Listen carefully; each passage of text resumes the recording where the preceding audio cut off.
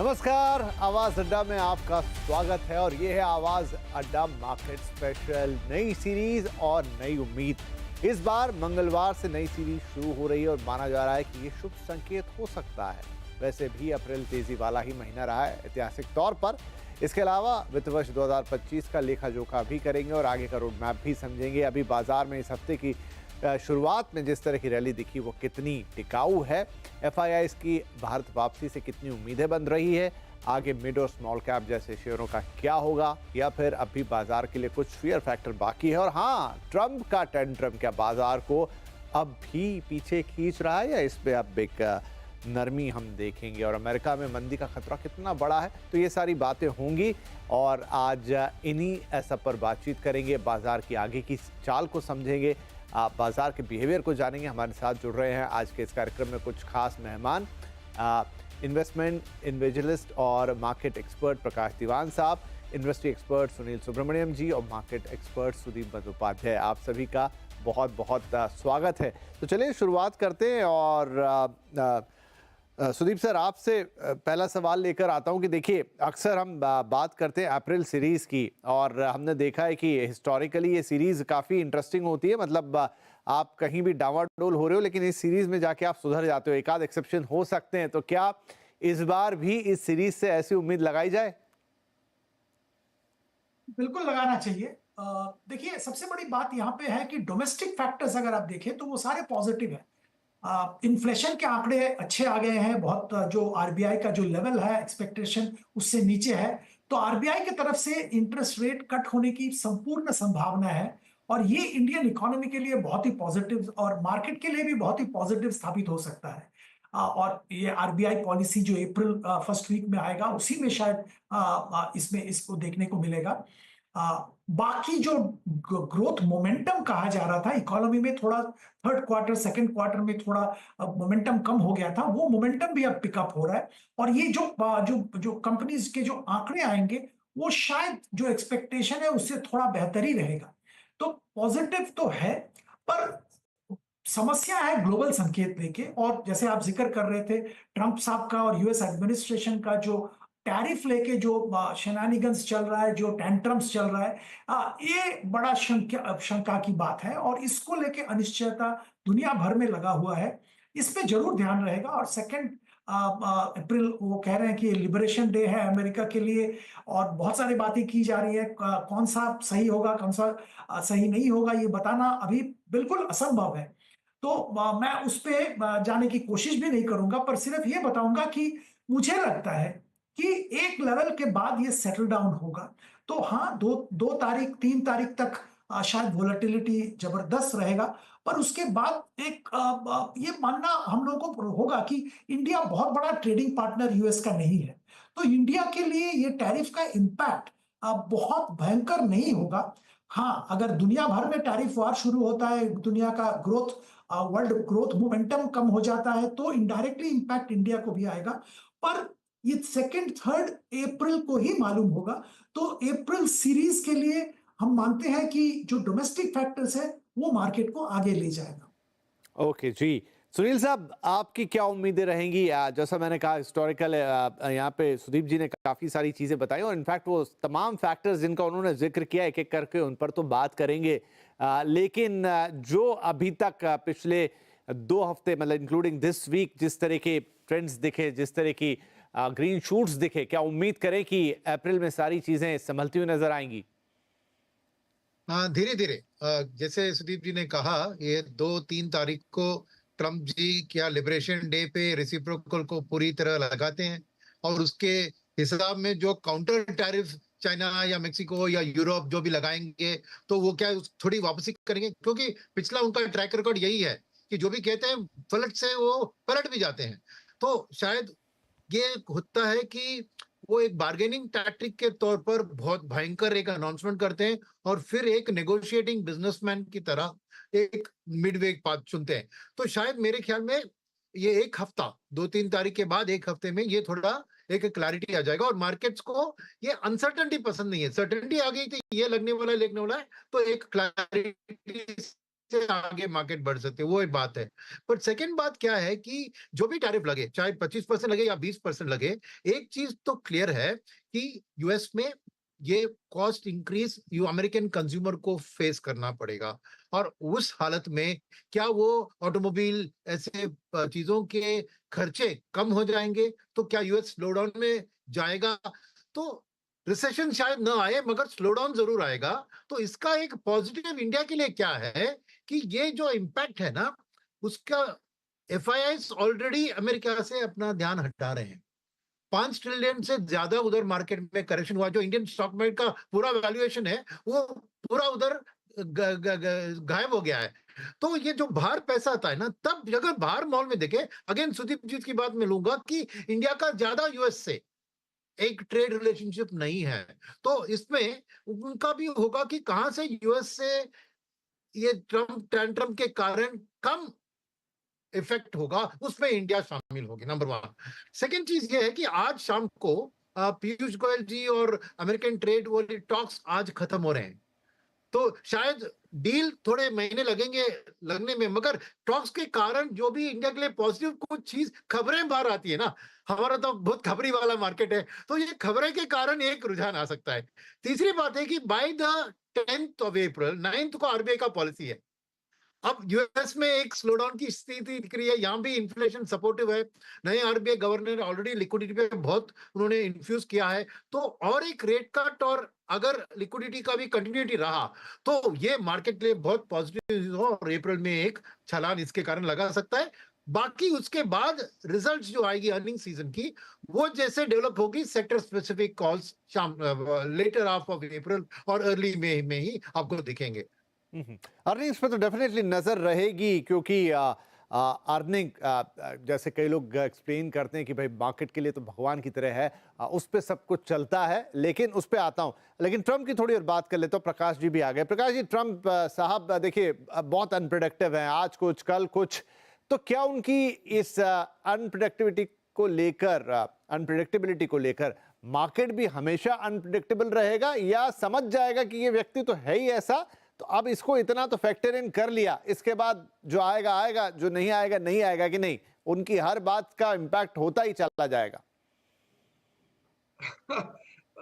देखिए, वो इतने अनप्रिडिक्टेबल है कि इस सवाल का जवाब भी देना भी मेरे लिए शायद मुमकिन नहीं है क्योंकि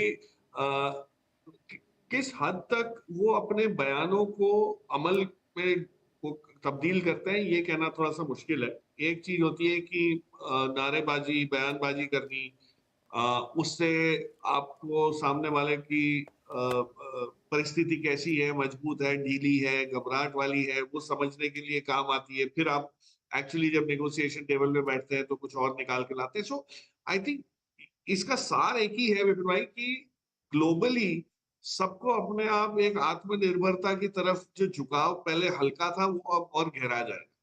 हर एक चाहे आप जर्मनी, फ्रांस को देख लीजिए या यूके को देख लीजिए या यूरोप को एज अ होल देख लीजिए, आप हिंदुस्तान को देखिए, चाइना को देखिए, हर जगह आत्मनिर्भरता पे फोकस ज्यादा आने लगा है। तो हमें तो ये समझना है कि मान लीजिए ये ट्रेंड जारी रहता है, एक आध साल तक चलता है, तो इस माहौल में हमारे लिए क्या फायदे वाली चीज हो सकती है जो बाकी देशों की आत्मनिर्भरता में हम लोग उस कॉन्टेक्स्ट में, उस संदर्भ में हम अपने आप को ढाल सके और उसका फायदा ले सके। जैसे अभी आपने सुदीप ने जैसे समझाया कि भाई ये ट्रम्प साहब की नीतियों से जो इम्पैक्ट होगा उस आज समझना वो नामुमकिन सा है।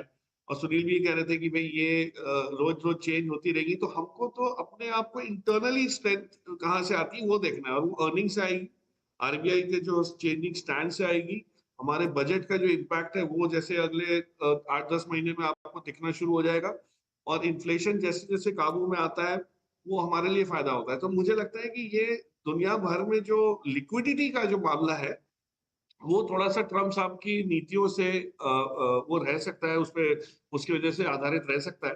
लेकिन वैल्यूएशंस, अर्निंग्स, ये जो है, तो ये चीजें जो दूसरा पड़ाव है, एक सेंटिमेंट हो गया जो शायद ग्लोबल कारणों की वजह से, परिबलों की वजह से खराब रह सकता है या अनसर्टन रह सकता है। लेकिन अर्निंग्स को अनसर्टेनिटी कोई नहीं है, ग्रोथ को कोई अनसर्टेनिटी कोई नहीं है। सो ये जो चीजें हैं इस पे फोकस करके आप अगर चयन करेंगे आपके सेक्टर्स का, स्टॉक्स का, मेरे हिसाब से आपकी इस दुविधा का भी जो है हल निकल सके। जी, ठीक है।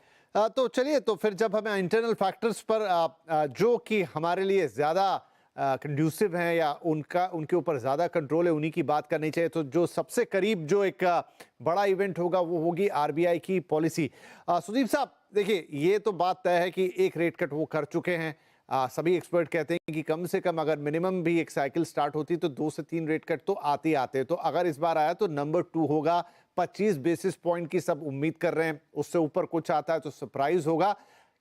इसका कितना इम्पैक्ट आएगा? क्या 25 बेसिस पॉइंट फैक्टर इन होगा? कई बार हम देखते हैं रेट कट आता है, कुछ ज्यादा फर्क नहीं पड़ता, या ओवरऑल सेंटीमेंट को बूस्ट करेगा। हो सकता है उस दिन मार्केट में आपको बहुत हलचल ना दिखे, लेकिन आपको एक बड़े रैली की तरफ या कहूं बड़ी स्टेबिलिटी की तरफ लेके जाएगा। कैसे इसको देखेगा मार्केट? दो चीज होगा अभी। एक पहली चीज तो है इंटरेस्ट रेट कट जिसकी जिक्र आप कर रहे हैं, बिल्कुल सही कह रहे हैं कि 25 बेसिस पॉइंट तो सब लोग फैक्टर इन करके चल रहे हैं।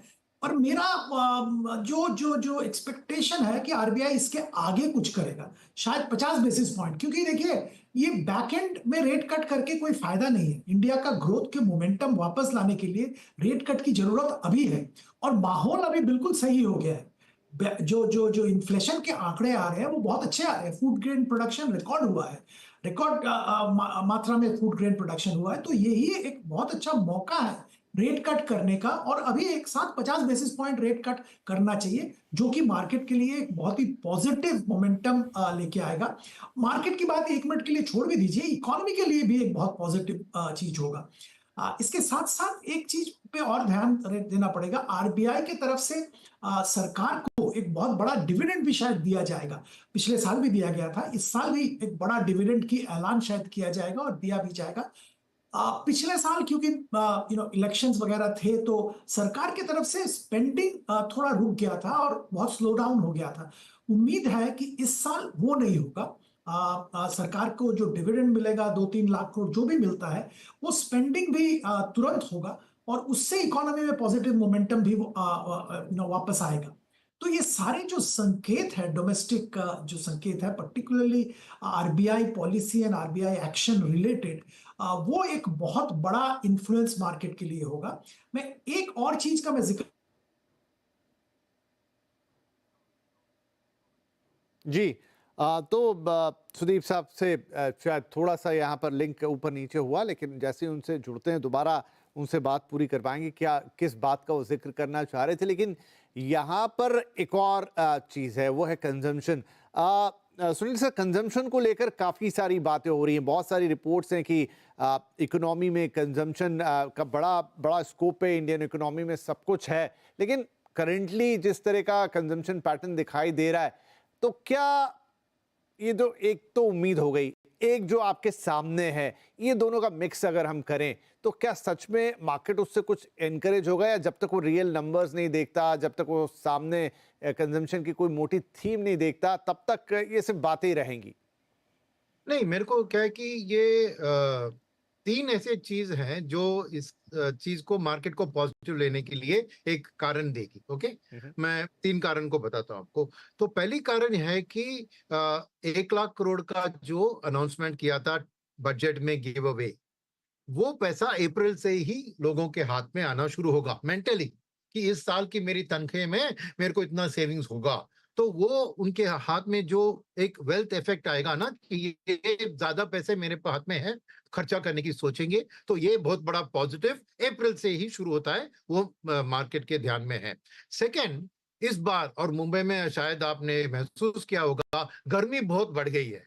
तो गर्मी के कारण इस साल मेरा मानना है कि जो भी कूलिंग रिलेटेड है, एसी, रेफ्रिजरेटर, वाटर कूलर, या ये सब चीज की सेल्स इस समर में तो तोड़ फोड़ करेगी।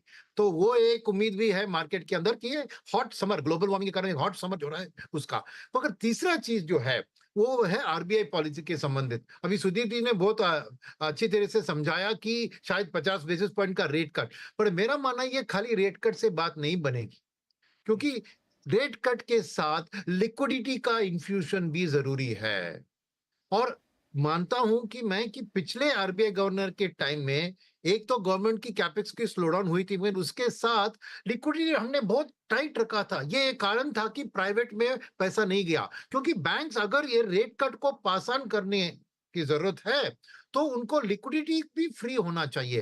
अभी पिछले 3-4 महीनों से क्या हुआ है कि डॉलर को फाइट करने में हमारी रुपी को लिक्विडिटी सपोर्ट आरबीआई ने ही किया है, और उसको कॉम्पेंसेट किया है दोनों गवर्नर ने लिक्विडिटी इन्फ्यूज करके। मगर आने वाले दिन में और भी लिक्विडिटी इन्फ्यूज करने से ही रेट कट का ट्रांसमिशन ईएमआई के जरिए होगा। तो ये 3 चीज है जो मुझे कंजम्पशन में एक पॉजिटिव चीज दिखा रही है। और एफएमसीजी में क्या है कि ये ग्लोबल रिसेशन का इंपैक्ट आपको मेटल्स और फूड ग्रेन्स की प्राइसेस में कम दिख रही है, तो उनकी इनपुट कॉस्ट भी कम होगी, तो एफएमसीजी सेक्टर में भी शायद मार्जिन बढ़ सकते हैं।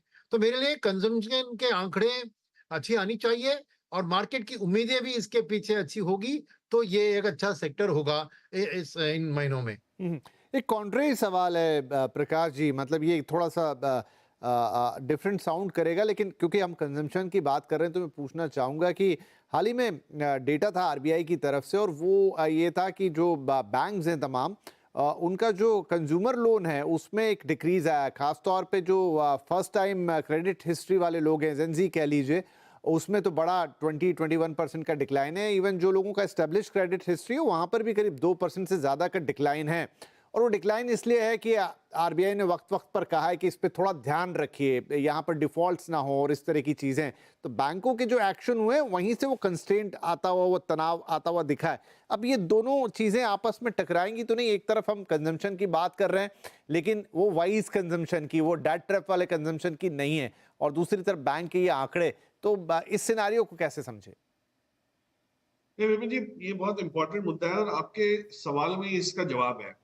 जो बैंक्स और एनबीएफसीज की क्रेडिट ग्रोथ में थोड़ी सी एक सॉफ्टनेस आई है, कहीं ना कहीं एक कटौती दिखी है, वो इसीलिए दिखी है कि जो लिबरली लोन दिए जाते थे, खास करके अनसिक्योर्ड पर्सनल लोन्स दिए जाते थे, कुछ low cost low price point वाले 2 व्हीलर लोन्स थे, वहां पे क्रेडिट हिस्ट्री जहां मजबूत है वहां ही काम हो रहा है।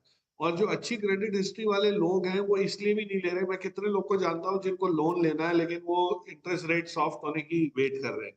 तो आप ये देखिए, एक हमने फरवरी में रेट कट देखा, अगर अप्रैल में आ जाता है और सुदीप जी के मुंह में घी शक्कर अगर 50 बेसिस पॉइंट आ जाता है, तो आप ये देखिए कि ईएमआई का जो इम्पैक्ट है वो बहुत सिग्निफिकेंट हो जाएगा। आप रेट कट के लिए 1 महीना वेट करिए, लेकिन ईएमआई आपकी 5 साल की नरम हो जाती है। तो ये जो इम्पैक्ट है, इसको एक कंज्यूमर ही समझ सकता है, क्योंकि दर्द तो उसी को झेलना है। सो अगर वो उसको पता है कि ये 1 महीने बाद मेरी परिस्थिति काफी इंप्रूव हो सकती है, तो उसमें ये सारा जो इम्प्रूवमेंट आना है ये अच्छा खासा आएगा। So consumption will always be with a lag. जो सुनील ने कहा कि भाई अप्रैल से लोगों को एक चीज समझ आएगी कि अब हमारे फाइनेंशियल इस साल में हमारे ये 12 लाख तक की इनकम में टैक्स का जो आउटफ्लो था वो घट गया है। तो जैसे ही वो महसूस होना शुरू होगा, हो सकता है वो 1 क्वार्टर 2 क्वार्टर बाद हो, कंजम्पशन की एक वो आ जाएगी। फूड ग्रेन की जो आउटपुट इस बार दिखी है, इतने सालों बाद इस टाइप के आंकड़े आए, उसका इम्पैक्ट आपको इन्फ्लेशन की सॉफ्टनेस अगले सारे 12 महीने में दिखेगी। सो ये चीजें जब होगी तो आप ये सोचिए, अगर महंगाई कम हो गई तो ऑटोमेटिकली आपका सेविंग्स रेट इंप्रूव हो जाता है, आपकी ईएमआई घटती जा रही है, आपका टैक्स घटता जा रहा है। तो आप ये देखिए, इस सारे का असर 6 महीने लगेंगे। मैं मानता हूँ इसमें 1 अप्रैल से कुछ नहीं होने वाला। अभी तो ये नई सीरीज की शुरुआत उम्मीद पे बनी है, लेकिन 6 महीने बाद ये ठोस आंकड़ों पे बन जाएगी। तो ये परिस्थिति जिसको कहते हैं गोल्डीलॉक्स सिनेरियो, ये आता नहीं है कि आज आप एंट्री ले रहे हैं सॉफ्ट रेट्स पे। मतलब शेयर बाजार में आज आपके पास जो एंट्री लेने का मौका है अगले 3-4 महीने में, वो इतना सुनहरा है क्योंकि ग्लोबल फैक्टर्स की वजह से वैल्यूएशन डाउन है, एफआईज की जाने की वजह से डाउन है, और आपकी एक्चुअली आर्थिक परिस्थिति सुधर गई है इस पीरियड में और सुधरती जा रही है। इससे अच्छा क्या चाहिए? नॉर्मली अर्निंग्स, जब वीकनेस अर्निंग्स में दिखने से पहले शेयर बाजार उसको डिस्काउंट करता है और बाजार हल्का हो जाता है। इस बार उल्टा हुआ है, एफआई एग्जिट्स की वजह से वैल्यूएशन नरम हुए और आपने फंडामेंटल्स इंप्रूव होते हुए देखना शुरू हुआ। सो ये कॉम्बिनेशन जो है, ये तो हम 6 महीने बाद रिविजिट करेंगे और आपका शो लोगों को याद रहेगा कि विपिन जी ने सही टाइम पे नई सीरीज की शुरुआत में ये चीज का एहसास दिला दिया था कि ये मौका है नई शुरुआत का, और इसको शुरुआत को मिस ना करिए। अब जिस जिस मात्रा में करें, अब वो आपके एडवाइजर के साथ बैठ के आप उसको स्टैगर्ड वे में करें, एसआईपी की मात्रा बढ़ाएं, वो आपकी पर्सनल रिस्क प्रोफाइल पे डिपेंड करता है। लेकिन हिंदुस्तान के मार्केट को आप नजरअंदाज करेंगे इस स्टेज पे, तो वो थोड़ा सा आपको कहीं ना कहीं आपके रिटर्न्स में वो आज आती हुई दिखेगी। आज नहीं, 2-3 साल बाद दिखेगा वो सब। लेकिन आई डोंट थिंक फंडामेंटली कोई कोई हमारे यहाँ कोई भी चीज में इस टाइप का संदेहजनक व्यू दिख रहा है। ठीक है, थोड़ा टच करेंगे इसको आगे बढ़ते हुए। हाँ जी बिल्कुल, सुनील साहब आप कुछ कहना चाह रहे थे पूरी बातचीत के दौरान जी। प्रकाश जी की बात में मैं एक बात जोड़ना चाहता था कि ये देखिए, ये जो आपने बताया आंकड़े कि फर्स्ट टाइम बोरोअर्स के लिए नंबर्स कम आए, ये आरबीआई का एक टाइटनिंग किया था आरबीआई ने ऐसे लोन्स के ऊपर, कारण था। और रिसेंटली हाल में देखे आरबीआई ने एनबीएफसी की लेंडिंग यानी बैंक्स टू एनबीएफसी के लेंडिंग में पहले जो टाइटनेस किया था उसको रिलीज कर दिया है। तो ये लास्ट माइल लेंडिंग जो होता है ना ऐसी बोरोअर्स को, वो एनबीएफसी से करती हैं। तो मेरे ख्याल में ये उनके थ्रू हो जाएगी, शायद बैंक्स के थ्रू ना हो, मगर एनबीएफसी के थ्रू लास्ट माइल के लिए लेंडिंग जरूर आपको मार्केट में दिखेगी, बिकॉज बैंक्स अब एनबीएफसी को आसानी से लेंड कर सकते हैं। राइट, तो एक रास्ता बंद तो दूसरा खुलता हुआ नजर आएगा। इनफैक्ट सुदीप साहब आपकी भी लाइन कट हो गई थी, कुछ एक बात थी जो आप तीसरी बोलने जा रहे थे, तो वो हम सुन लेते हैं और फिर चर्चा को आगे बढ़ाते हैं। मैं ये बोलने जा रहा था, ये सब के साथ मॉनसून पे ध्यान रखना पड़ेगा, जिसके प्रिडिक्शंस आना बहुत जल्द चालू हो जाएगा। प्रकाश जी भी इनडायरेक्टली उसी का जिक्र कर रहे थे कि आगे इन्फ्लेशन का क्या स्थिति होगा, वो डिपेंड करेगा मॉनसून कैसे होता है इसके ऊपर। और मॉनसून के प्रेडिक्शन आना चालू हो जाएंगे तो उसमें जरूर ध्यान रखना पड़ेगा। एक चीज मैं प्रकाश जी और सुनील जी के जो बातचीत हो रहा था उससे मैं एक टिप्पणी जोड़ना चाहूंगा कि हालांकि बिल्कुल सही बात है कि बिल्कुल लोअर लेवल पे क्रेडिट डिस्ट्रीब्यूशन कम हो गया है, और वहां पे आरबीआई ने स्टेप रिसेंटली लिया है, रिलैक्स किया है, थोड़ा रिस्क वेट रिलैक्स किया है।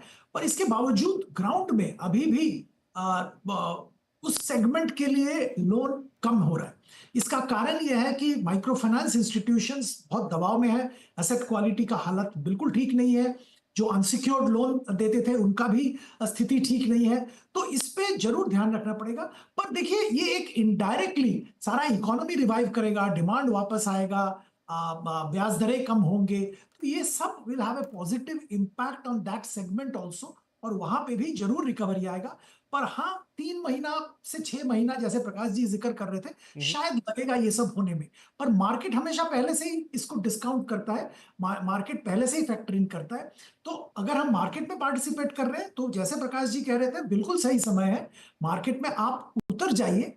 कितना एक्सपोजर लेंगे वो ऑफकोर्स आपके रिस्क प्रोफाइल पे डिपेंड करेगा। राइट, तो उस उतरने को भी हम थोड़ा डिफाइन करेंगे यहाँ, लेकिन उससे पहले बस एक चर्चा और, वो है अर्निंग्स की, क्योंकि काफी बातचीत है अर्निंग्स को लेकर और अर्निंग सीजन अब दरवाजे पर है। तो प्रकाश जी, मैं कुछ चर्चा कर रहा था तो उसमें बात निकल कर आई कि इस बार अर्निंग सीजन पे बहुत हमेशा ही रहता है, लेकिन काफी ज्यादा एम्फेसिस होगा इस बात के लिए नहीं कि नंबर्स कैसे आते हैं, इस बात के लिए कि आगे की कमेंट्री कैसी होती है।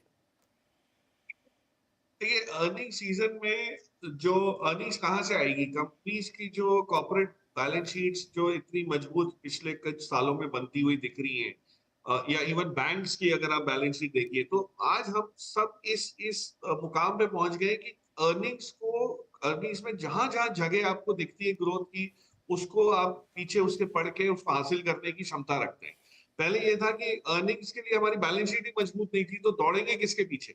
आज ग्रोथ के पीछे दौड़ने में हम बहुत सक्षम हो सकते हैं, और मुझे लगता है 2-3 सेक्टर्स में जो पिछले 6 महीने में जो चेंजेस आए ना, जैसे डिफेंस को लेके आप देखिए, ग्लोबली यूक्रेन रशिया के युद्ध को, हमास इजराइल के युद्ध को, ये सब देखते हुए हुआ ये है, और नेटो का जो रुख यूरोप की तरफ बदल रहा है, उसमें यूरोप को आत्मनिर्भर होने के लिए जो डिफेंस पे खर्चा करना पड़ेगा, तो वो तो अपना काम अपना वो संभाल ले आंगन, तो बहुत बड़ी बात है कि हाँ, दूसरों को जो बेचने की बातें होती थी वो तो होंगी नहीं।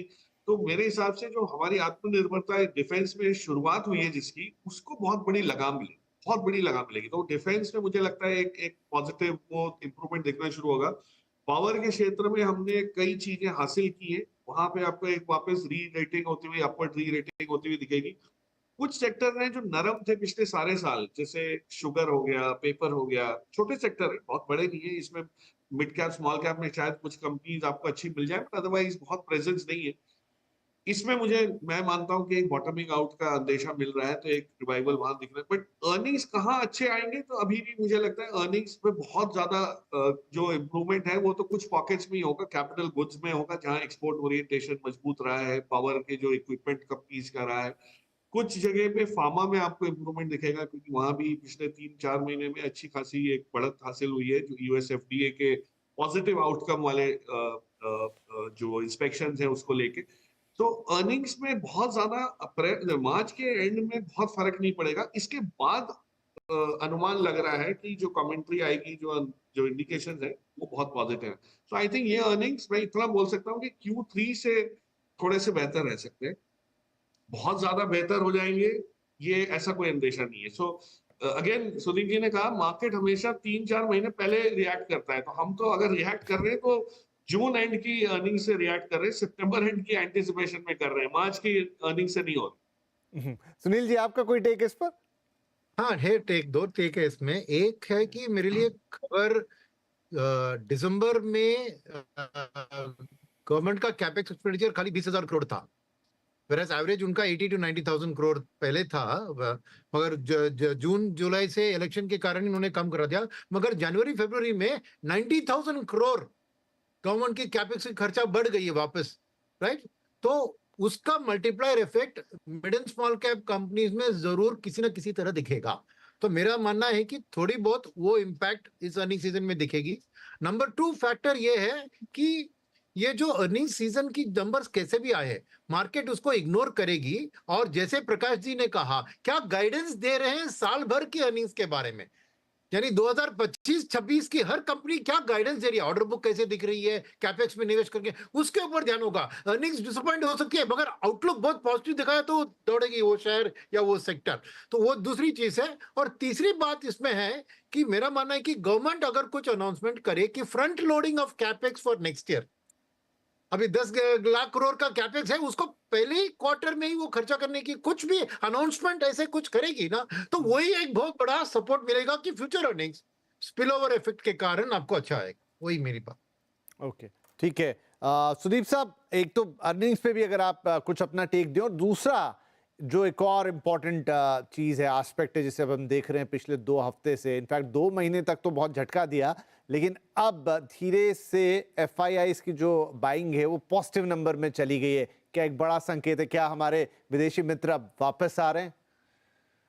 ये अर्निंग्स के बारे में मैं प्रकाश जी ने, सुनील जी ने बहुत कुछ बोला है। मैं सिर्फ यही बोलूंगा कि कुछ सेगमेंट्स में आपको थोड़ा ध्यान रखना पड़ेगा। मुझे लगता है सीमेंट पे ध्यान रखना चाहिए, क्योंकि डिमांड वापस आ गया है जो तीसरा क्वार्टर तक नहीं था।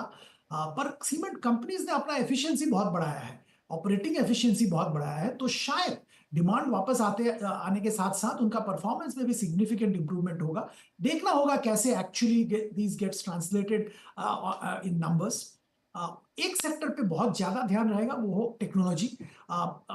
फोर्थ क्वार्टर के नतीजों पे नहीं, पर उनका जो कमेंट्री है फ्यूचर का उसको लेके, क्योंकि यूएस में स्लो डाउन का जो संभावना है, इसके कारण आईटी बजट्स का क्या हाल है, वो नए प्रोजेक्ट्स अवार्ड किए जाएंगे या नहीं, प्रोजेक्ट्स होल्ड बैक किए जाएंगे, बहुत सारे ऐसे पहलू हैं जिसपे कमेंट्री सुनना बहुत जरूरी है। तो मैं ये 2 सेक्टर पे बहुत ज्यादा ध्यान रखूंगा। तीसरा सेक्टर जिस पे ध्यान रहेगा वो एफएमसीजी, क्योंकि एफएमसीजी में आंकड़े कैसे आ रहे हैं, इससे मालूम होगा कि रूरल और अर्बन कंजम्पशन का स्थिति क्या है। तो वहां पे भी Q4 के नतीजों का उतना नहीं, पर जो वॉल्यूम हो रहा है, जो कमेंट्री है, उस पर ध्यान रहेगा। अब एफआईआई की बात अगर करें तो मैं यहाँ पे ये कहना चाहूंगा कि बिल्कुल सही बात है, एफआईआई इंडिया की तरफ देख रहे हैं, सतर्क है, कॉशस है, क्योंकि दुनिया भर में बहुत ज्यादा वोलेटिलिटी है। थोड़ा बहुत रिस्क अवर्शन भी क्रीप इन कर रहा है एफआईआईज के मन में, नॉट बिकॉज ऑफ इंडिया, पर यूएस में जो हो रहा है, टैरिफ लेके जो हो रहा है, इसके चलते। पर इंडिया में सही मायने में अगर देखेंगे, जब वो एग्जिट कर रहे थे तब वैल्यूएशन एक लेवल पे चला गया था जहां पे हम लोग भी कह रहे थे कि कुछ हद तक अनसस्टेनेबल वैल्यूएशन पे बहुत सारे शेयर्स कामकाज कर रहे थे। तो वहां पे उन्होंने एग्जिट लिया, और अब जब वैल्यूएशन थोड़ा ठीक हुआ तब वापस वो एंट्री ले रहे हैं। तो ये तो स्मार्ट स्ट्रेटेजी मैं कहूंगा।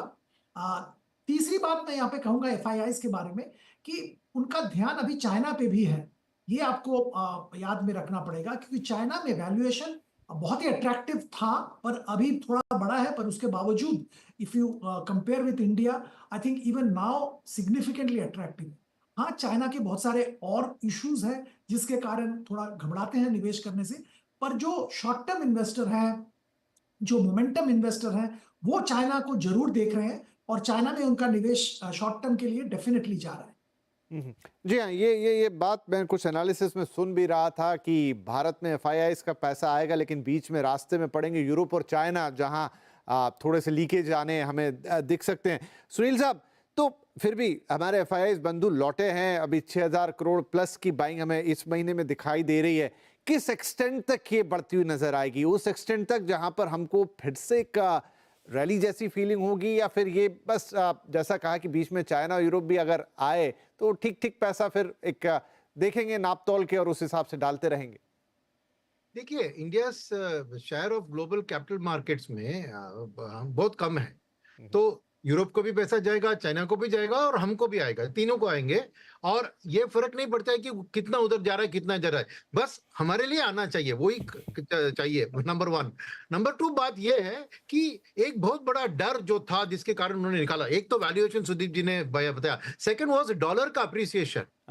109 तक डॉलर बढ़ गया था, अब 9 से 103 गिरकर अब 104 तक आया है। मगर उम्मीद ये नहीं है, क्योंकि एक रिसेशन का माहौल है और ट्रंप को भी चाहिए इंटरेस्ट रेट कट, ट्रंप को भी चाहिए वीक डॉलर अमेरिकन एक्सपोर्ट्स को सपोर्ट करने के लिए। तो एक वीक डॉलर की सिचुएशन में इंडिया के बारे में करेंसी का जो डर था वो हट गया ना, पूरे इमर्जिंग मार्केट के लिए, इसमें इंडिया भी शामिल है। और फाइनली एक बात है कि मेरा तेल के ऊपर, जैसे उन्होंने कहा कि momentum investors, hedge funds India के बारे में तेल को बहुत मायने रखते हैं, क्योंकि हम 83% तेल इंपोर्ट करते हैं और इंपोर्टेड इन्फ्लेशन के कारण असर आ जाता है। अब ऑयल का सिचुएशन क्या है कि Trump bill drill baby drill, उधर ऑयल को पंप आउट कर रहे हैं, पुराने वेल्स जो बंद हुए उसको निकाल रहे हैं। सऊदी अरेबिया पे वो दबाव डाल रहे हैं कि आप भी ओपेक का आउटपुट को बढ़ाइए, क्योंकि रशिया के साथ ये बहुत बड़ा नेगोशिएटिंग टैक्टिक है, क्योंकि तेल का दाम अगर गिरेगा तो रशिया के लिए भी वॉर लड़ने के लिए पैसे की इनकम घट जाएगी। तो ट्रंप एक तरह से वो भी इस्तेमाल कर रहे हैं कि रशिया को कैसे काबू में रखे।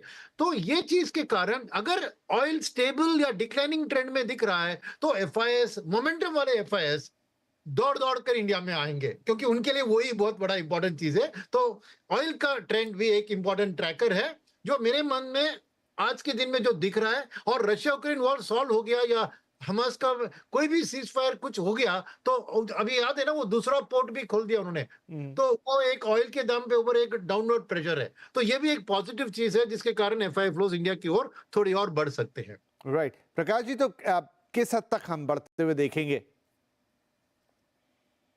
किस चीज को? एफआईआईज की बातचीत?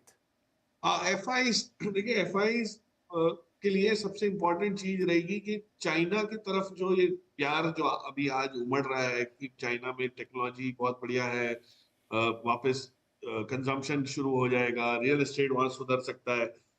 वो क्यों हो रहा है? क्योंकि जो पैसा हमारे यहाँ से और बाकी कई मार्केट से, जो यूएस मार्केट जब गया था तो सबको ये उम्मीद थी कि जो यील्ड्स हैं, यूएस बॉन्ड यील्ड्स हैं, वो 5% तक चली जाएगी। हुआ ये कि वो उल्टा हो गया और वो यील्ड्स 4.2 पे आ गई, 4.6 से। तो जो मायूसी आई है एफआईआईज को, उसकी वजह से चाइना को फायदा हो गया। अच्छा, एक और चीज देखिए, पिछले 3 महीने में, मार्च खत्म हो रहा है तो जनवरी से मार्च तक के जो पीरियड है उसमें जर्मनी और फ्रांस के मार्केट्स में भी बहुत पैसा गया है, जो 12 साल तक कभी नहीं गया है। तो पिछले 10-12 साल में जो वहां पे एक ठंडा सा वो चल रहा था कि भाई कुछ नहीं, ग्रोथ नहीं है, कुछ नहीं है, वहां के मार्केट्स में भी ग्रोथ आने लगी। तो यूएस जैसे जैसे ये, हम सोचते हैं कि ट्रम्प साहब की टैरिफ के चक्कर में बाकी देशों को नुकसान हो रहा है या बाकी देशों के मार्केट में उथल पुथल मच रही है, एक्चुअली उनके मार्केट में भी बहुत अच्छा खासा वो हो रहा है, हलचल मची हुई है।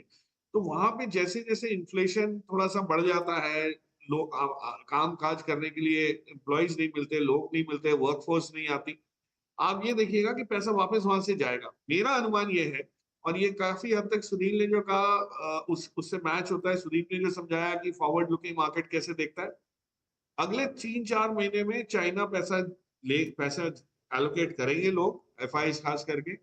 हमारा मार्केट इस पीरियड में जब इंप्रूव होता हुआ उनको दिखेगा और चाइना से उनका जब मन भर जाएगा तो फिर हमारे यहाँ जो पैसा आना है वो आएगा। और तब तक होगा क्या, रुपया आपका मजबूत होता हुआ दिखना शुरू हो जाएगा। ऑलरेडी डॉलर वीक हो रहा है, अब रुपया भी स्ट्रांग हो जाएगा। अब रुपया जब स्ट्रांग होता है तो एफआईज के लिए बहुत बढ़िया खबर है ये। इकोनॉमी स्ट्रांग है, अर्निंग्स ग्रोथ है, आपका इंटरेस्ट रेट घट रहे हैं, और चाइना में जो पैसा लगाना था वो हो चुका। सो ये होते हुए 3-6 महीने निकल सकते हैं। तो एक आध कोई यूएस में अर्थक्वेक आने दीजिए, गड़बड़ होने दीजिए मार्केट में, उसके बाद हमारे पैसा जल्दी आए। सो कहीं से दबाव होगा तभी हिंदुस्तान में पैसा आएगा। तो मैं ये नहीं चाहता किसी को नुकसान हो, लेकिन हिंदुस्तान में जब पैसा आएगा विपिन जी, तो रुकेगा नहीं। अगले 1-1.5-2 साल में जब पैसा आना शुरू होगा, तो ये वापस जो 16% की ओनरशिप हो गई है 21 से, वो 21 नहीं हुई तो एटलीस्ट 19-20 तक पहुंच ही जाएगी। तो आप सोच सकते हैं कि जो 2 साल में पैसा गया है वो वापस आएगा इन वैल्यूएशंस पे। तो हमारे मार्केट के कहाँ, मतलब कैसे उसको अब्सॉर्ब करेगा, रिसीव करेगा, वो देखिए। और डोमेस्टिक एसआईपी ग्रोथ तो आप देख ही रहे। तो दोनों, जब डीआई और एफआई दोनों के पास अगर पैसा है और दोनों चेक लिखने रेडी है रोज, तो आप सोच सकते हैं कि मार्केट में जो मूव है, ऑफ कोर्स प्राइमरी मार्केट, ये वो काफी चीजों में डेप्थ बनती जाएगी, बट बहुत सुनहरा मौका मिलेगा आपको। उसको उसके ऊपर नजर रखिए, वो उसको नजरअंदाज मत। राइट तो सुदीप जी, क्या माने कि एक बॉटम आउट हो गया मार्केट, जितना गिरना था गिर गया? अब जिस शुरुआत की बात कर रहे हैं प्रकाश जी, उसकी शुरुआत हो चुकी है। वो थोड़ी रफ्तार कम या ज्यादा होती हुई अलग बात है, दूसरे फैक्टर्स अपना काम करेंगे, लेकिन अब यहां से वापस टिकिंग टुवर्ड्स माउंटेन वाली बात ऊपर की तरफ ही जाता दिखाई देगा। जी, मुझे तो ऐसा ही लगता है। देखिए, इसका मुख्य कारण ये है, मैंने पहले भी इसका जिक्र किया कि इंडिया एक बहुत बड़ा ट्रेड पार्टनर यूएस का नहीं है, तो टैरिफ का डायरेक्ट इंपैक्ट इंडिया पे कम होगा। हाँ, कुछ सेक्टर्स, कुछ कंपनीज में इंपैक्ट देखने को मिलेगा, उसको हम मॉनिटर भी करेंगे, पर ओवरऑल इंपैक्ट मिनिमम होगा। हाँ, अगर ओवरऑल ग्लोबल में एक रिसेशन आता है, उसका नेगेटिव इंपैक्ट जरूर आएगा। पर मजे की बात यह है कि डोमेस्टिक फैक्टर्स जिसका जिक्र हम सब लोग कर रहे हैं, डोमेस्टिक फैक्टर्स कंटिन्यूअसली इंप्रूव हो रहा है, और डोमेस्टिक फैक्टर्स मार्केट को आगे ले जाएगा। तो मैं मानता हूं कि अगर दुनिया भर में रिसेशन आता है या दुनिया भर में कुछ प्रॉब्लम होता है, तो उस माहौल में अगर इंडिया अच्छा खासा ग्रोथ दिखाता है बेस्ड ऑन इंटरनल फैक्टर्स, तो इंडिया में बहुत जबरदस्त पैसा आएगा, जिसका जिक्र आप अभी कर रहे थे, एफआईआईज का पैसा। तब अगर इंडिया में ग्रोथ आ रहा है, इंडिया में ग्रोथ दिख रहा है, और बाकी दुनिया में ग्रोथ नहीं दिख रहा है, तो ऑब्वियसली पैसा इंडिया में आएगा। तो मुझे तो लगता है कि हमने जो गिरावट देखना था वो अभी के लिए तो देख लिया है। मार्केट में वोलेटिलिटी जरूर रहेगा, 2-3 अप्रैल को बहुत ऊपर नीचे मार्केट शायद होगा, पर अगर आप एक 6 महीना 12 महीने की बात करें, तो मुझे तो मार्केट ऊपर की तरफ ही दिख रहा है, इसमें कोई शंका नहीं। इसी पॉजिटिव नोट पे एक छोटा सा ब्रेक ले लेते हैं, लेकिन ब्रेक के बाद कि अब जब बाजार की चाल घूम गई है और ऊपर की तरफ जा रहा है, और जैसे हमारे एक्सपर्ट कह रहे हैं कि ये बड़ा मौका है, बाद में आपको ना लगे कि ये मौका चूक गया, ये समय निकल गया, कैसे बाजार को समझें। तो फिर इस मौके में आपके लिए क्या मौके हैं, आपके लिए क्या देखने वाली बात है, किसी भी तरह के इन्वेस्टर आप हों, ठीक है, तो आप किस तरीके से बाजार की चाल को समझेंगे और कहां एंट्री ले सकते हैं, किन सेक्टर्स में पर्टिकुलर, वो सारी बातें करते हैं इस छोटे से ब्रेक के बाद।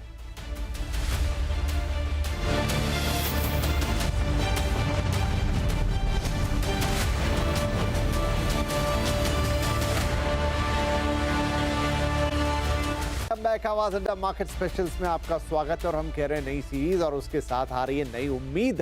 तो नई सीरीज में ढेर सारी उम्मीदें और बहुत सारी बातें हमने ब्रेक से पहले की अपने एक्सपर्ट के साथ, जिसमें काफी उम्मीदें जग रही हैं। बहुत सारे ऐसे फैक्टर्स हैं जो उम्मीद जगाते हैं कि यहां से भारतीय बाजार अब एक बेहतर प्रदर्शन करते हुए नजर आएंगे। जो खराब वक्त था वो पीछे छूट गया, अब आगे की राह है और अच्छी राह है। तो चलिए अब इस आगे की राह पे आप कैसे आगे बढ़ेंगे उसकी बात कर लेते हैं। तो प्रकाश जी, आपसे शुरुआत करते हैं कि आप कह रहे थे कि भाई कोई मौका छूट ना जाए, ये ट्रेंड वापस से बढ़त का जो दिखाई देने लगा है, अच्छे वैल्यूएशंस हैं इस समय एंट्री के पॉइंट ऑफ व्यू से, तो आपको एंट्री करनी है। लेकिन वही कि निवेशक के मन में दुविधा बहुत है अभी, जिस तरह का माहौल रहा 1-2 महीने 6 महीने, कहां करूं, किसमें करूं, क्योंकि बहुत सारे लोगों के पोर्टफोलियो में अभी भी वो लाल रंग है। तो कैसे उनको उससे बाहर निकलना है और नई एंट्री लेनी है? इसमें विपिन जी 2 चीजें। पहले तो ये जो लाल रंग जहां पे है, अगर वो फंडामेंटली मजबूत चीजें आपने ली है, लेकिन मार्केट की पतझड़ की वजह से थोड़ी बहुत वहां पे लाली छाई हुई है, तो वो उसको आप होल्ड करेंगे, तो जैसे सब चीज इंप्रूव होगी, ये चीजें भी इंप्रूव हो जाएंगी। उसके विरुद्ध अगर आपने कुछ चीजें ऐसी ली हैं जिसमें कोई फंडामेंटल उसका वजूद नहीं है, कोई बेसिस इतना कोई स्ट्रांग नहीं है, आपने किसी के कहने सुनने पे ले ली, उनमें से आपने पहले अगर नहीं निकले तो अभी भी निकलने का मौका है, क्योंकि गलती अगर की है तो आपको निकलना है, चाहे उसको आप एक्सेप्ट करें, आज करें, कल करें, परसों करें। तो ये इवैल्यूएशन जो है ये बहुत ही क्लिनिकली, जिसको हम कहते हैं ना, मतलब एकदम निष्पक्ष उससे होके करना पड़ता है, एकदम अनइमोशनल होके करना पड़ता है। तो वो पहले करना है। उसके बाद जो आपके पास पैसा आज आया है या आने वाला है, या आपको कोई और एसेट में आपने रखा हुआ है, उसको एलोकेट आप वैसी कंपनी, वैसे सेक्टर्स में करिए जहाँ पे अब, जैसे पहले इंफ्रास्ट्रक्चर देखिए, हिंदुस्तान में एल&टी को अभी हाल में कुछ दिन पहले, 2-4 दिन पहले, अभी तक का सबसे बड़ा ऑर्डर हाइड्रोकार्बन सेक्टर में से मिला, कतार की कोई एजेंसी का। अब जो क्वालिटी और साइज ऑफ ऑर्डर हमारी कंपनीज कर रही हैं, आप ये देखिए, वाटर, पानी के लेके जो जल जीवन निगम वाले जो बिजनेसेस हैं, वहां पे आप ऑर्डर देखिए, टेलीकॉम में देखिए, रेलवेज में देखिए, ऑर्डर तो चल ही रहे हैं। और जैसे जैसे सरकार का केपेक्स गति पकड़ेगा, मुझे लगता है कि आपको इंफ्रास्ट्रक्चर में और उस वजह से सीमेंट में, स्टील में कई जगह इंप्रूवमेंट दिखेगा। तो ये चीजों, इन सेक्टर्स में से आपको बहुत सारी चॉइस है। आप valuation, corporate governance quality, earnings quality, ये सब का आकलन करके इनमें फोकस करिए। तो मैं ये हमेशा ये समझा रहा हूँ कि जो चीज ट्रम्प साहब के टैरिफ से इम्पैक्ट हो सकती है, हमारे यहाँ रोड बनना या टेलीकॉम टावर बनना या रेलवे में इंप्रूवमेंट होना, पावर का इंफ्रास्ट्रक्चर बढ़ना, उसमें तो कोई ट्रम्प साहब का कोई लेना देना है नहीं। तो ये सब चीजें हमारे पास है जो बहुत सारे देशों के पास नहीं है, यूरोप के पास नहीं है, काफी एशियन देशों के पास नहीं है, मेक्सिको के पास नहीं है। हमारे यहाँ तो सब कुछ डोमेस्टिक अपॉर्चुनिटीज से रिलेटेड ही है। और जैसे मैंने कहा था, एक सेक्टर जो मुझे लग रहा है कि एक इम्प्रूवमेंट का दौर जो शुरू हुआ है या होगा, वो है बैंकिंग। बैंकिंग में एक एक बहुत इमेज और दिख भी रहा है। पिछले एक हफ्ते में आप बैंक निफ्टी की परफॉर्मेंस देखिए, वो क्या बता रहा है आपको कि बैंकों में पैसा आना शुरू हुआ है। एफआईआईस की जो वापसी हुई है थोड़ी बहुत जो पिछले हफ्ते में, उसमें काफी हद तक बैंक्स में एलोकेशन हुआ है, ये अनुमान लग रहा है। ये अभी भी जारी रहे, जैसे जैसे बैंक्स मजबूत होती जाएंगी, क्रेडिट ग्रोथ बढ़ते जाएगा, इंटरेस्ट रेट घटेंगे तो कॉस्ट ऑफ फंड्स आपकी घटनी शुरू हो जाएगी, आपके स्प्रेड्स वापस हेल्दी होती जाएगी। सेम फैक्टर्स हैं जो हमेशा काम आते हैं। लेकिन ये नहीं कि कोई भी बैंक आप उठा के ले लीजिए, कोई भी एनबीएफसी ले लीजिए, क्वालिटी पे फोकस कीजिए, क्योंकि मुश्किल समय से निकलते वक्त, उभरते वक्त सबसे अच्छी चीजें वही चलती हैं जो मजबूत हो। एक बार सारी सिचुएशन चेंज हो गई, जब सब्जेक्ट इजी हो जाएगा तो क्लास में सब लोग पास हो जाएंगे, लेकिन कठिन सब्जेक्ट है जब, उस दिन की परीक्षा में सिर्फ कुछ लोग ही पास होते हैं। तो उनके ऊपर फोकस कीजिए, ये नहीं कि कुछ भी लेके बैठ जाए। तो थोड़ा सिलेक्टिवली अगर काम करेंगे तो बैंकिंग, जैसे मैंने पहले कहा, पेपर, शुगर, इंफ्रास्ट्रक्चर, कई हद तक कई कई जगहों पे, फार्मा में सिलेक्टिव बेसिस पे, नॉट एवरीथिंग, बट सीडीएमओ वाली जो सेगमेंट है, फार्मा में बहुत बड़ा इंप्रूवमेंट एक दिखता है ग्लोबलाइजेशन के साथ साथ। सो सेक्टर तो बहुत सारे हैं, बट मैं बता रहा हूँ कि जो जो जो आपको जो मेथोडोलॉजी अपनानी है, जो रीति अपनानी है, उस पर फोकस कीजिए, ना कि सिर्फ पर्टिकुलर नामों पे। ओके, ठीक है। सुनील साहब, एक ट्रेंड जो अभी दिखाई दिया जब मार्केट ने एक रिकवरी दिखाई, वो ये कि जो क्वालिटी शेयर्स हैं गिरते हैं खराब समय में, तो वापस बाउंस बैक भी कर जाते हैं। काफी मिड और स्मॉल कैप शेयर्स पे थोड़ा संशय रहता है हमेशा कि पता नहीं अब ये गिरावट की आंधी में गिर गए लेकिन उठेंगे कि नहीं। लेकिन इस पर्टिकुलर दोनों सेक्टर्स ने जब रिकवरी आई तो एक अच्छा मूव दिखाया, अच्छी रिकवरी। कुछ कुछ तो मैं पढ़ रहा था 60% तक वापस चढ़ गए। इस चीज को कैसे समझें? ये क्लियर है कि डोमेस्टिक फंड मैनेजर्स जो डीआईएस में हैं, उनकी थॉट प्रोसेस मोमेंटम और वैल्यू से क्वालिटी की ओर शिफ्ट हो गई है। सो क्लियरली वो हर कंपनी के पीछे क्वालिटी, जो क्वालिटी कंपनी है उन्हीं को ढूंढ रहे हैं। उनको मोमेंटम और वैल्यू दोनों से आज हट के रह रहे हैं, उधर प्रॉफिट बुकिंग चल रहा है। Okay, number 1। नंबर 2, क्वालिटी का डेफिनेशन क्या होता है? ऐसा नहीं है कि एक सिक्लिकल कंपनी क्वालिटी नहीं होती है। क्वालिटी होती है कि जो प्रेडिक्ट होता है वो डिलीवर होता है कि नहीं, राइट? तो सिक्लिकल कंपनी में एक डाउनटर्न आता है तो डाउनटर्न आता है, अपटर्न आता है तो अपटर्न, तो उस टाइम में करेक्ट आना चाहिए। तो ये बात है कि आज जैसे कहा उन्होंने कि इंफ्रास्ट्रक्चर सेगमेंट, ये सेगमेंट में अब जहां पे लोगों ने बेचा है, जो रिटेल ट्रेडर्स ने जाके बेचा है ना, वहां पे सभी जगह आपको करेक्शन हुआ है। मगर आज उठेंगे जो जो क्वालिटी में दिखते हैं, उनकी सर्टेनिटी ऑफ एक फ्यूचर आउटलुक दिख रही है। तो एक ही फिल्टर है क्वालिटी का, कुछ और नहीं है। तो डोमेस्टिक फंड मैनेजर्स ही आपको ब्रॉडर मार्केट को ड्राइव करेंगे, राइट। मगर ये बात याद रखने की जरूरत है कि सिक्लिकल कंपनी में ऑलवेज आपको एक वी शेप रिकवरीज होता है, राइट। तो ऑलवेज आपको खरीदना चाहिए जब मौका आपके सामने दिख रहे कि नंबर सब नाराज है। मगर सिक्लिकल कंपनी में क्या होता है कि जो वो कैपेक्स में निवेश करते हैं उसके कारण इंटरेस्ट और डिप्रिसिएशन कॉस्ट के कारण उनकी ईपीएस घटती है। ऐसा नहीं कि कंपनी बुरी हो गई, मगर वो निवेश कर रहे हैं अपने फ्यूचर में। ऐसी कंपनी को तभी खरीदने की जरूरत है। और सीमेंट में यही हुआ था कि जब बहुत वीक हुआ था, इन्होंने कैपेसिटी पे निवेश किया और उनकी ईपीएस घट गई। अब नंबर्स बढ़ रहे हैं तो उधर एक वी शेप आप ईपीएस की ग्रोथ देखेंगे। तो मानना यह है कि डायरेक्टली एक रिटेल निवेशक को ये सब चुनना इतना आसान नहीं है। तो मेरी सलाह है कि आप mutual fund, diversified mutual fund के जरिए, चाहे वो मल्टी कैप हो, large and mid cap, flexi cap, इन पे निवेश कीजिए, ताकि फंड मैनेजर भी एक लार्ज कैप से मिड कैप से स्मॉल कैप शिफ्ट करे आपको और पूरा फायदा उठा सकते हैं। तीसरी बात मैं कहूंगा कि आप अपटर्न तो दिख रहा है मगर वॉलिटिलिटी कम होगी ये कोई नहीं बता रहा है। वॉलिटिलिटी भी रहेगी, मार्केट की ब्रेथ भी अपटर्न में रहेगी। तो एक स्टैगर्ड इन्वेस्टमेंट अप्रोच, यानी एक एसटीपी या एसआईपी के थ्रू आप करेंगे तो वो बेहतर होगा। और आपको अगर आपकी एसआईपी चल रही हो तो उसमें अगर 3-4 महीने के लिए टॉपअप कीजिए, ओके, और इंस्टॉलमेंट को टॉपअप कीजिए, क्योंकि ये वॉलिटिलिटी का फायदा पूरा तभी आप उठा पाएंगे। ठीक है। ये एक इंपॉर्टेंट टिप है कि अगले 3-4 महीने आप अपनी एसआईपीज को टॉप अप कर सकते हैं, जितना है उससे 1% ऊपर लेके जा सकते हैं। सुदीप साहब, आपने टेक का नाम लिया था, सीमेंट की बात हो ही रही है, एफएमसीजी आपने कहा था नजर रखने होगी इन चीज़ों पर। तो अब जिस थीम की हम बात कर रहे हैं कि यहाँ आपके लिए एक मौका बन रहा है बाजार में अच्छे वैल्यूएशन पे अच्छी चीजें खरीदने का, और क्या देख रहे हैं आप इस वक्त में? मैं एक सेक्टर का जिक्र करना चाहूंगा, मेटल्स। मुझे लगता है कि दुनिया भर में मेटल्स का डिमांड बढ़ रहा है और बढ़ेगा भी। यूरोप में बहुत बड़ा रीआर्मामेंट का प्रोसेस चल रहा है। बहुत सारे कंट्रीज यूरोप के बाहर भी अपना डिफेंस इंडस्ट्री को बढ़ा रहे हैं, और ये सारी चीज में मेटल का जरूरत बहुत जबरदस्त होता है। और इसके साथ साथ ग्लोबली चाइना में भी एक इकोनॉमी को बढ़ावा देने के लिए लॉट ऑफ इंसेंटिव्स दे रहे हैं। इससे भी मेटल्स का डिमांड बढ़ेगा, ये उम्मीद है। तो मेटल्स के लिए अगला 2-3 साल मैं बहुत अच्छा देख रहा हूँ। ये मैं नहीं कह रहा हूँ कि वोलेटिलिटी नहीं रहेगा, मेटल्स में हमेशा वोलेटिलिटी रहता है। पर ओवरऑल अगर आप 2-3 साल की बात करें तो मेटल्स मुझे बहुत अच्छा लग रहा है। इंडिया के, जैसे मैं एग्जाम्पल के तौर पर बता रहा हूँ, ये टाटा स्टील का प्रॉब्लम क्या था? टाटा स्टील यूरोप में बहुत प्रॉब्लम्स थे, बहुत बड़ा समस्या वहां पे था। उनका डिमांड कम था, प्रॉफिटेबिलिटी नहीं था, और वो ओवरऑल टाटा स्टील का परफॉर्मेंस को ड्रैग डाउन करता था। अब यूरोप में इतना तगड़ा डिमांड आने वाला है कि टाटा स्टील यूरोप का परफॉर्मेंस इंप्रूव हो जाएगा सिग्निफिकेंटली। तो ओवरऑल टाटा स्टील का परफॉर्मेंस भी सिग्निफिकेंटली इंप्रूव होने की संभावना रहेगी। वेदांता की बात करें तो देखिए सारे मेटल्स में उनका प्रेजेंस है। जो डीमर्जर हो रहा है वो एक वैल्यू अनलॉकिंग का बहुत बड़ा अपॉर्चुनिटी है। तो ऐसे बहुत सारे अपॉर्चुनिटीज मेटल सेगमेंट में मुझे दिख रहे हैं, वो वहां पे जरूर ध्यान देना चाहिए।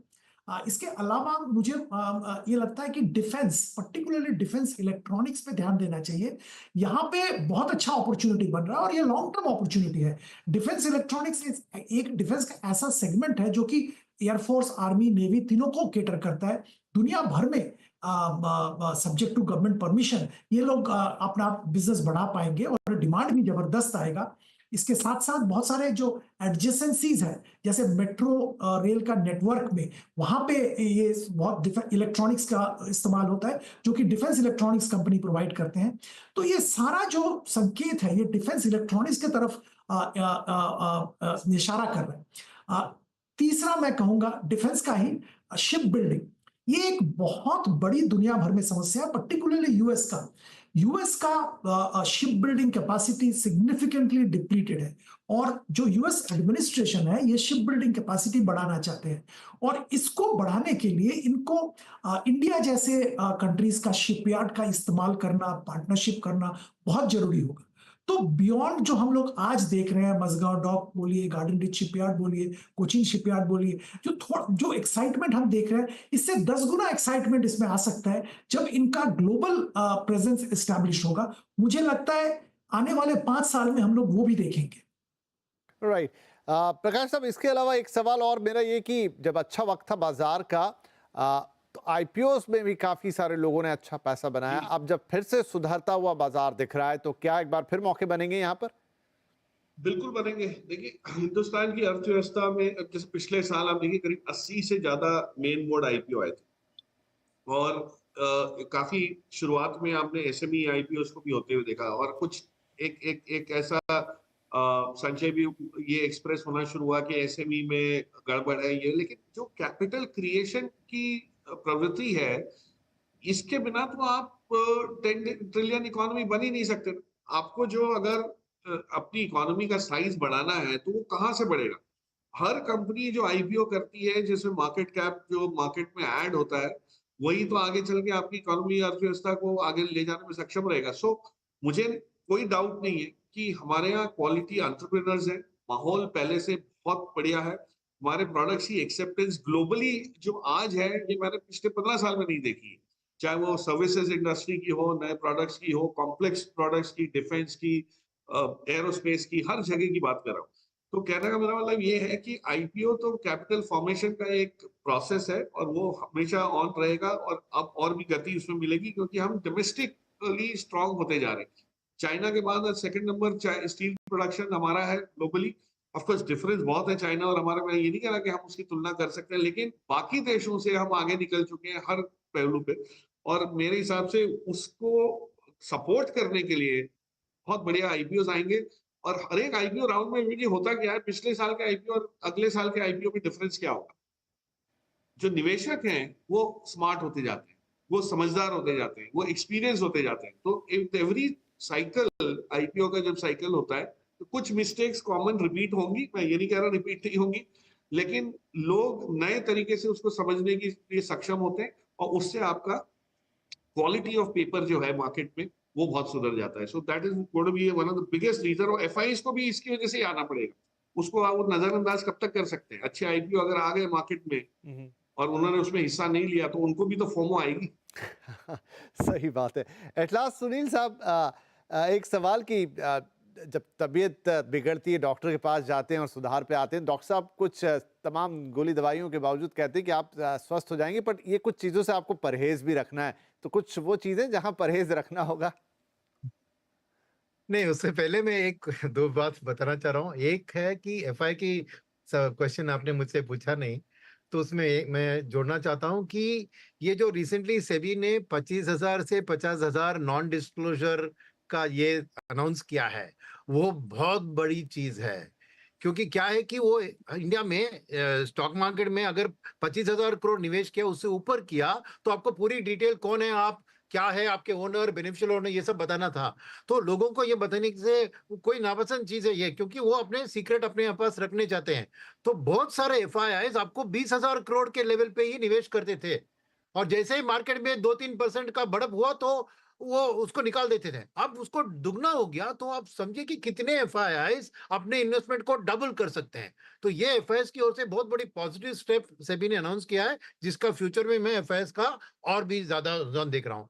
दूसरी बात की अभी अभी खबर आई मुझको आपकी के चैनल से कि अभी कैबिनेट में फ्रंट लोडिंग ऑफ कैपेक्स की बात कर रहा था, तो 23,000 करोड़ इलेक्ट्रॉनिक मैन्युफैक्चरिंग में सेमीकंडक्टर की पैसिव कंपोनेंट्स के लिए गवर्नमेंट ने अनाउंस किया है, जिससे 90,000 नौकरियां निकलेंगी और करीबन 4.5 लाख करोड़ का प्रोडक्शन होगा। अभी अभी कैबिनेट ने अप्रूव किया है, वो अच्छी खबर है। आप मुझसे बुरी खबर की बात को पूछ रहे थे कि किससे मैंने तो कहा कि क्या कोई चीज से परहेज रखना चाहिए, लेकिन चलिए इंपॉर्टेंट यही है, वो बात तो शुरू में हमने कह ली कि आप अगर अच्छी ही चीजें कंज्यूम करेंगे, क्वालिटी स्टॉक्स में जाएंगे, क्वालिटी सेक्टर्स की तरफ देखेंगे और थोड़ा समझेंगे, थोड़ा सा, ज्यादा कुछ नहीं करना है, थोड़ा सा बस नजर रखनी, कान खुले रखने, ये सारी बातें जो हमारे एक्सपर्ट्स बता रहे हैं इनको सुनना है, और कोई बहुत बड़ी साइंस यहाँ आपको नहीं लगानी है, और फिर खुद ब खुद आप देखेंगे चीजें सही होती जाएगी। बाजार ने शायद अपनी दिशा पकड़ ली है, सारे फैक्टर्स, ग्लोबल फैक्टर चलिए कुछ अनसर्टेनिटी लेके आएंगे, लेकिन जो हमारे इंटरनल फैक्टर्स हैं वो सारे पॉजिटिव साइड पे खड़े दिखाई दे रहे हैं। हम चाहेंगे, यही दुआ यही करेंगे कि वो सब बस उसी हिसाब से आगे बढ़ते चले, और आपको इस मौके का फायदा उठाना है। कैसे आप उठा सकते हैं वो हमारे एक्सपर्ट ने आपको बता दिया, क्योंकि समय समाप्त हो गया, इसलिए मैं आप सभी मेहमानों का धन्यवाद करना चाहूँगा और शुभकामनाएं आप सभी को। बहुत बहुत धन्यवाद और शुभकामनाएं हमारे सभी निवेशकों को कि आप हमारे महानुभावों की राय पे चलिए, अच्छी चीज़ें कीजिए, गलतियों से बचिए और आपको स्टॉक मार्केट में कभी कोई प्रॉब्लम नहीं होगी। नमस्कार।